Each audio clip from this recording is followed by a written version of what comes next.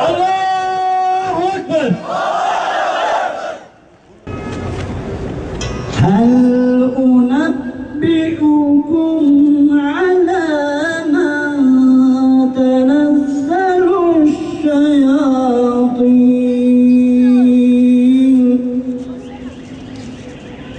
Tenazzalu ala kulli affakin asim.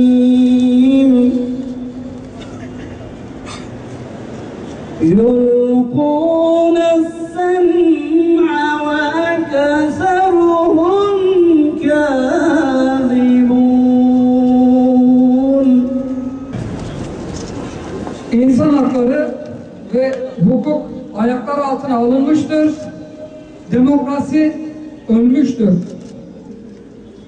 Cumhurbaşkanlığı seçimlerinin üzerinden bir yıl gibi kısa bir süre geçmişken 3'e 7 2013 tarihinde gerçekleşen askeri darbeyle halk iradesi yok sayılmış ve Mısır devrimi önemsiz duruma düşürülerek devrim öncesi karanlık şartlara dönülmüştür. Öncelikle Mısır'da gerçekleşen darbenin en önemli tarafı işgalci İsrail'dir. Bu darbe İsrail'in zindancısı sıfatıyla Refah sınır kapısını Filistin direnişinin yüzüne kapatan Hüsnü Mübarek'e karşı kapıyı Filistin direnişinin kullanımını açan Mursi'ye karşı gerçekleştirilmiştir. İhvana selam, direnişe devam. İhvana selam, direnişe devam. İhvana selam, direnişe devam. İhvana selam, direnişe devam.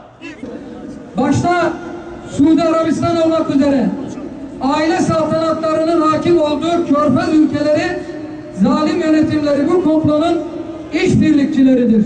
Zalimler için yaşasın cehennem. Zalimler için yaşasın cehennem.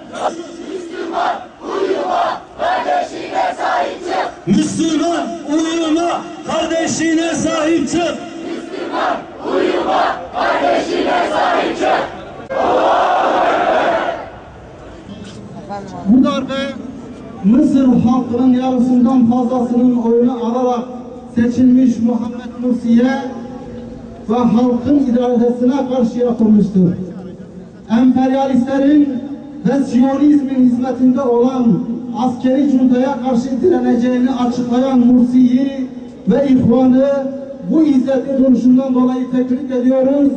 Hür Dava Partisi olarak darbeye karşı meydanları dolduran Mısır halkının yanındayız. İhvana selam, direnişe devam. İhvana selam, direnişe devam. İhvana selam, direnişe devam. İhvana selam, direnişe devam. Hür Dava Partisi olarak Mısır halkının seçilmiş Cumhurbaşkanı Mursi'nin yanında olduğumuzu, haklı mücadelesini ve Mısır halkının onurlu direnişini desteklediğimizi ilan ediyoruz. Kendi halkının düşmanı generalleri, halkın tek meşru temsilcisine karşı darbe yapanları ve bu darbeye destek verenleri tercih ediyoruz. Darbeyi yapanlar da, destek verenler de İslam coğrafyasının Müslümanlar tarafından yönetilmesine tahammülsüzlüklerini göstermişlerdir. Muhammed Mursi başta olmak üzere İhvan-ı Müslimin ve direniş çağrısı yapan bütün İslami Parti, cemaat ve grupları selamlıyoruz. Onların yanında olduğumuzu dost, düşman, herkese ilan ediyoruz. Diren Mursi, müminler seninle. Diren Mursi, müminler seninle. Diren Mursi, müminler seninle. Diren Mursi, müminler seninle. Bu darbe sadece Mısır Cumhurbaşkanı ve halkına karşı değil, Siyonizm adına bütün İslam ümmetine karşı yapılmıştır. Demokrasi götürme bahanesi ile ülkeler işgal eden ABD ve Avrupa'nın halkın iradesini çiğneyerek yapılan darbeden yana tavır takılmaları İslam'a olan kinlerindendir. Nerede olursa olsun askerin siyasete karışmasına ve darbelere karşıyız. Mısır halkının bedel ödeyerek elde ettiği kazanımlarını korumak için ellerinden geleni yapacaklarını ümit etmekteyiz. Her şey bitmiş değildir.